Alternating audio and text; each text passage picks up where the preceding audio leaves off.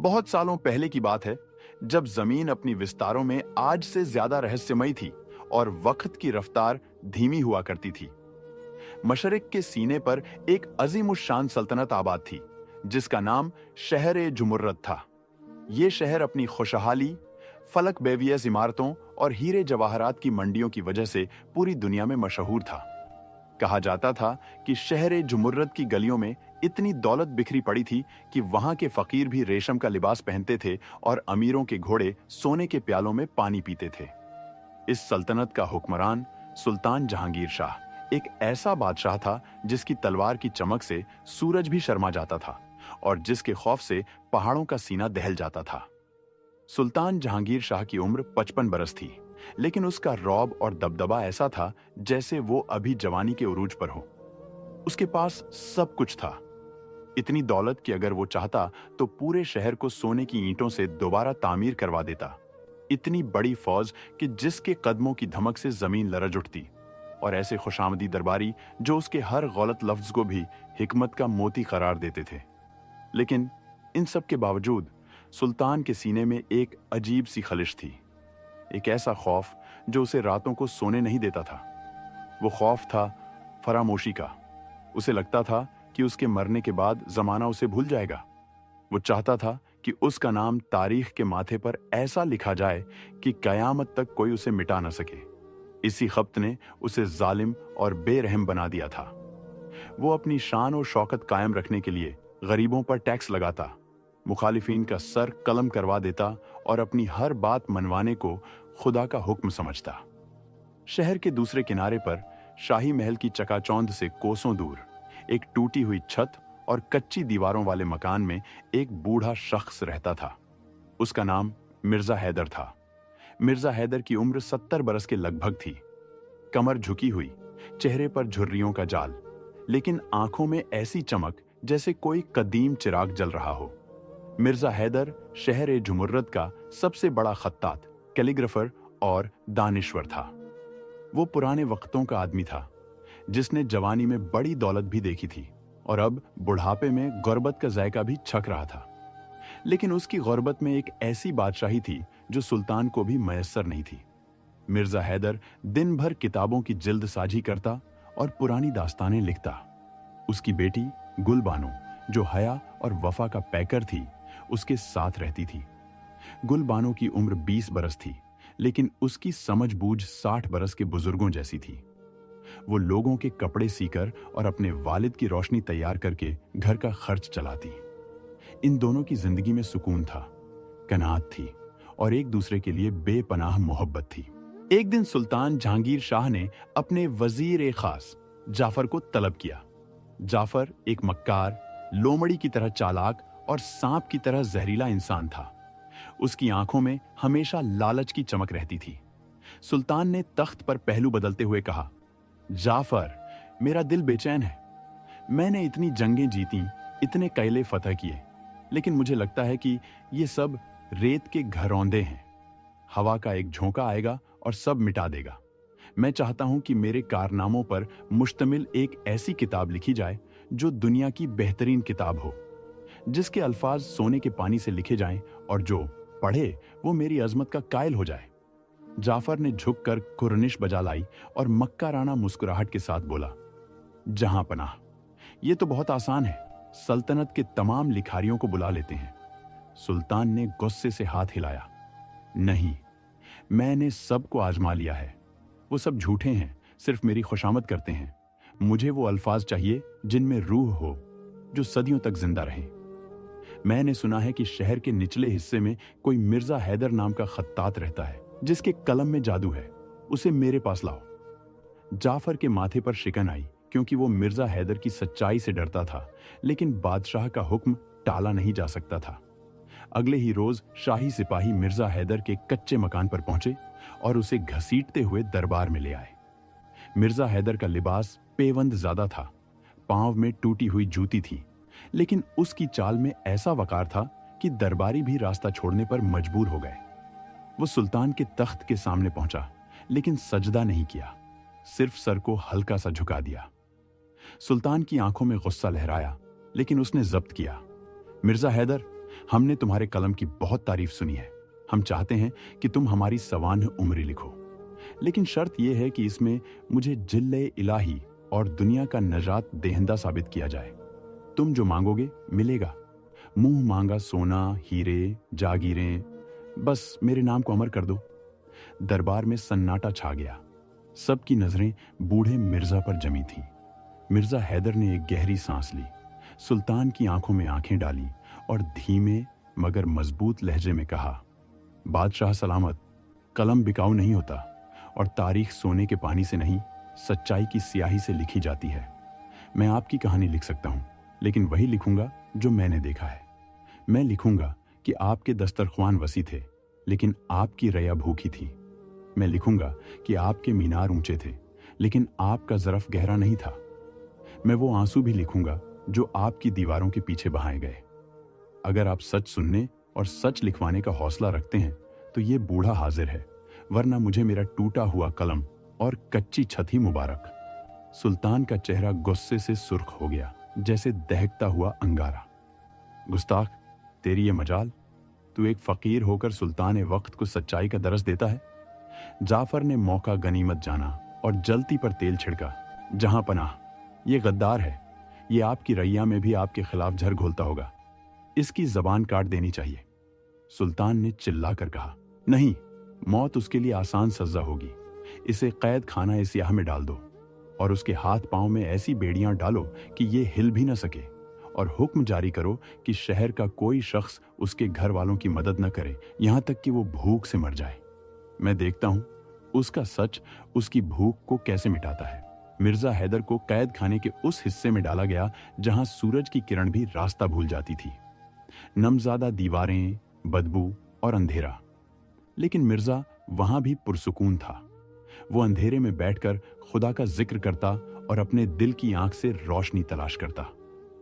दूसरी तरफ उसकी बेटी गुल बानो पर कयामत टूट पड़ी। दुकानदारों ने उसे सौदा देने से इनकार कर दिया, पड़ोसियों ने दरवाजे बंद कर लिए। वो कई दिन तक सिर्फ पानी पीकर जिंदा रही, लेकिन उसने किसी के आगे हाथ नहीं फैलाया। उसके बाप ने उसे सिखाया था कि बेटी, जब दरवाजे बंद हो जाए तो आसमान का दरवाजा खटखटाना, वो कभी बंद नहीं होता। सुल्तान का एक बेटा था, शहजादा शहरियार। शहरियार अपने बाप की तरह जालिम नहीं था, लेकिन वो लापरवाह और ऐश ओ इशरत का आदी था। उसे महल की दीवारों से बाहर की दुनिया का कुछ इल्म न था। एक रात जब वो भेस बदलकर शहर की सैर को निकला तो उसकी नजर एक वीरान कुएं के पास बैठी हुई लड़की पर पड़ी, जो सूखे हुए टुकड़ों को पानी में भिगोकर खा रही थी। ये गुल बानो थी। शहरियार ने उसके करीब जाकर पूछा, ऐ लड़की, क्या इस शहर में कहत पड़ गया है जो तू ये खाना खा रही है? गुल बानो ने नजर उठाकर अजनबी को देखा और बोली, मुसाफिर, शहर में कहत नहीं, बादशाह के दिल में कहत पड़ गया है। अनाज बहुत है, लेकिन रहम नहीं है।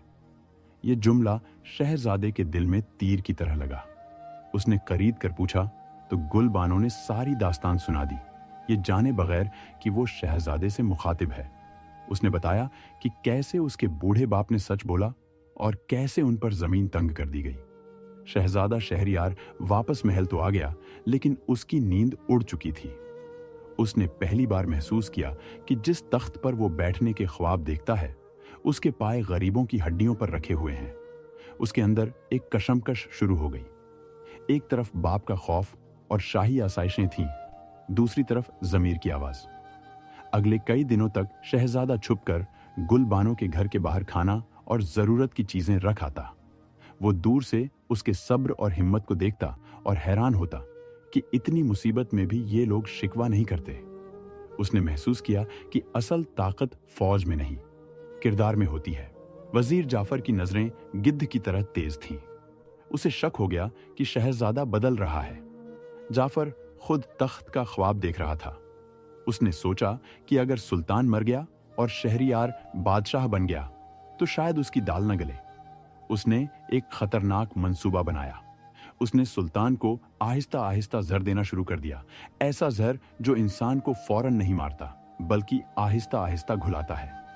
साथ ही उसने सुल्तान के कान भरने शुरू कर दिए कि शहजादा शहरियार मिर्जा हैदर के साथ मिलकर बगावत का मंसूबा बना रहा है। सुल्तान, जो बीमारी की वजह से चिड़चिड़ा और वहमी हो चुका था, उसने बगैर तहकीक किए अपने ही बेटे को गिरफ्तार करने का हुक्म दे दिया। किस्मत का अजीब खेल देखिए कि शहजादा शहरियार को उसी कोठड़ी में फेंका गया जहां मिर्जा हैदर कैद थे। कैद खाने के अंधेरे में जब शहजादे ने आंख खोली तो सामने मिर्जा हैदर को इबादत में मशगूल पाया। शहजादा रो पड़ा। बाबा, मैं शहजादा शहरियार हूं, मैं बेकसूर हूं, मेरे बाप ने मुझे यहां फेंक दिया। ये कैसा इंसाफ है? मिर्जा हैदर ने मुस्कुराकर उस नौजवान के सर पर हाथ रखा। बेटा, ये इंसाफ नहीं, ये इम्तिहान है। लोहा आग में तप कर ही फौलाद बनता है। तुम महल में रहकर कभी वो नहीं सीख सकते थे जो इस अंधेरी कोठड़ी में सीखोगे।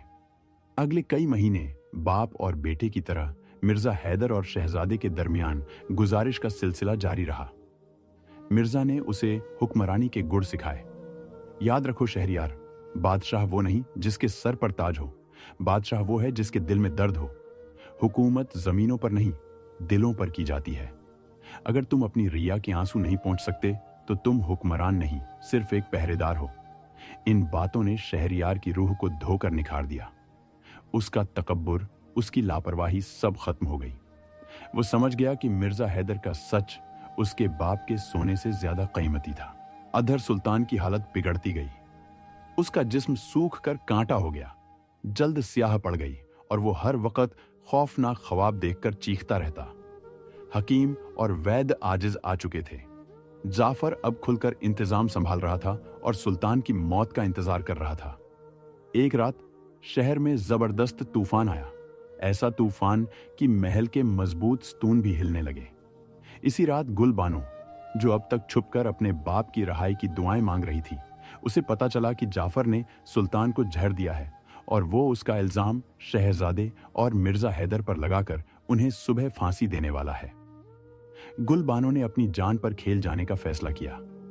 वो जानती थी कि महल के पुराने बावर्ची खाने से एक खुफिया रास्ता सुल्तान के कमरे तक जाता है, जिसका जिक्र उसके बाप ने एक पुरानी कहानी में किया था। वो तूफान और बारिश में भीगती हुई, पहरेदारों से बचती हुई महल में दाखिल हो गई। सुल्तान अपने बिस्तर पर तड़प रहा था। पानी का एक घूंट देने वाला कोई न था। जाफर उसे मरने के लिए तन्हा छोड़ गया था। अचानक सुल्तान ने देखा कि एक लड़की भीगी हुई हाथ में एक मिट्टी का प्याला लिए खड़ी है। कौन हो तुम? क्या मुझे मारने आई हो? सुल्तान ने कमजोर आवाज में पूछा। गुलबानो ने उसे पानी पिलाया और कहा, मैं उसी गद्दार की बेटी हूं जिसने आपको सच का आईना दिखाया था। मैं आपको मारने नहीं, बचाने आई हूं। आपका वजीर जाफर आपको जहर दे रहा है और सुबह होते ही वो मेरे बाप और आपके बेटे को कत्ल कर देगा। सुल्तान की आंखों से पर्दा हट गया। मौत के करीब इंसान को सच्चाई बहुत साफ नजर आती है। उसे अपनी पूरी जिंदगी एक भयानक गलती महसूस हुई। उसने अपनी आखिरी ताकत जमा की। सुबह हुई तो दरबार लगा। जाफर तख्त के करीब खड़ा था, खुश कि आज रुकावटें खत्म हो जाएंगी। मिर्जा हैदर और शहजादा शहरियार को जंजीरों में जकड़ कर लाया गया। जल्लाद तलवार लेकर तैयार था। जाफर ने ऐलान किया, इन गद्दारों ने सुल्तान को जहर दिया है, इनका सर कलम कर दिया जाए। अचानक दरवाजा खुला और सब हैरान रह गए। सुल्तान जहांगीर शाह, जिसे सब मर्दा समझ रहे थे, गुलबानो और चंद वफादार पुराने सिपाहियों के सहारे दरबार में दाखिल हुआ। उसकी हालत गैर थी, लेकिन आंखों में वही पुरानी जलालत थी। रुक जाओ! सुल्तान की आवाज गूंजी। जाफर के रंग उड़ गए। वो भागने लगा, लेकिन सिपाहियों ने उसे दबोच लिया। सुल्तान ने लड़खड़ाते हुए मिर्जा हैदर के कदमों में गिरने की कोशिश की, लेकिन शहजादे ने उसे थाम लिया। मिर्जा, मुझे माफ कर दो। मैंने सोने के महल तो बनाए, लेकिन अपनी आखिरत वीरान कर ली। तुमने सच कहा था, मैं फकीर हूं और तुम बादशाह हो। दरबार में हर आंख अश्कबार थी।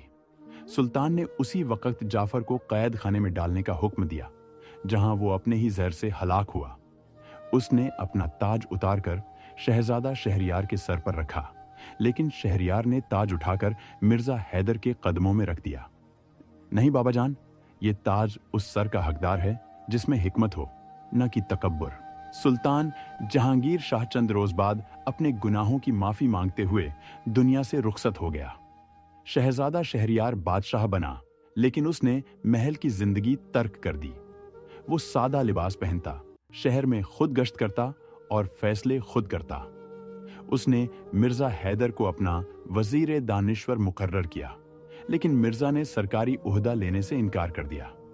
मिर्जा हैदर ने कहा, बादशाह सलामत, मेरा काम रास्ता दिखाना था, चलना आपका काम है। मैं अब थक चुका हूं, मुझे मेरे रब की तरफ लौटना है। कुछ अरसा बाद मिर्जा हैदर भी इंतकाल कर गए। उनके जनाजे में इंसानों का ऐसा सैलाब उमड़ आया जो किसी बादशाह के जनाजे में भी नहीं देखा गया था।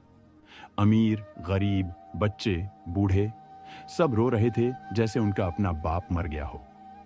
शहजादा शहरियार ने मिर्जा की कब्र पर सोने का मकबरा बनाना चाहा, लेकिन गुलबानो ने रोक दिया। नहीं बादशाह सलामत, मेरे बाबा कहते थे कि मिट्टी को मिट्टी ही रहने दो। उनकी कब्र कच्ची रहेगी ताकि आने वालों को याद रहे कि इंसान खाली हाथ आया था और खाली हाथ जाएगा।